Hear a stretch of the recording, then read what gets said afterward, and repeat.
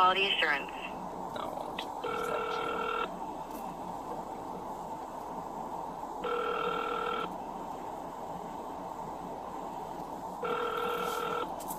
Thanks for calling Geico. This is Kayla. How may I assist your call? Hey, Kayla, this is Officer LeClaire again. Oh, hello. Hi. Thanks for calling me back. Oh, not a problem. Okay, so I talked to the other officer, and so the report is going to be basically an assault with injury. However, I mean, we will put in both sides of the story.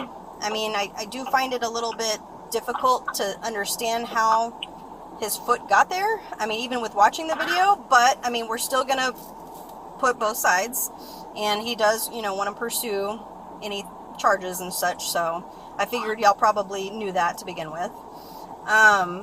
But either way, I just wanted to let you know, and then you already have the case number. So did you have any questions? I do. What do I do? Do I have to have a lawyer? Like, I don't know what to do. I mean, I wouldn't worry about it right now. You have the case number. I would just talk with your boss and see, if they want to do anything with this at this point. But if anything, I would just wait in case, a detective wants to talk to you. You can speak with a lawyer just to give them a heads up. But other than that, I mean, there's really nothing to do right now.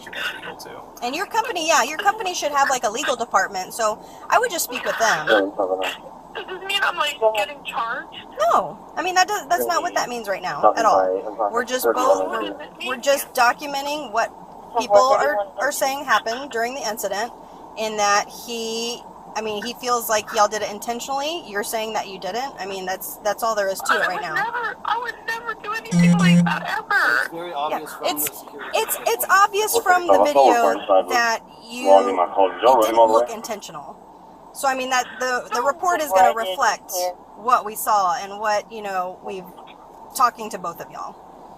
So like I said, as soon as it happened, I just got out of the car and I was like, oh my god, what do I, I was scared, I didn't know what to do, it was just out of my car, and then everybody came out, and I didn't need to just, leave, but that's what my supervisor had to do. No, and you know what, I do believe that your supervisor was right. It seemed like a hostile situation from what y'all both described, and you called the police to file a report right after, so you didn't do anything wrong.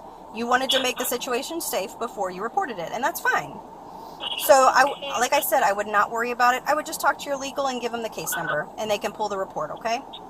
So how did you say the report is going to say that I assaulted him? No. That's just the title of what he's saying. That's what he's claiming. That's what he's claiming. That's not, you're not being charged with anything. So, a detective will look at it. A detective will look at it, and you can call 311 and give them the case number and see if anything has happened with it in a few days. I would say maybe wait a week because it takes a while for the detectives to get assigned to it. But other than that, I would just talk to your legal department. I would not worry about it right now. Okay, thank you. You're welcome.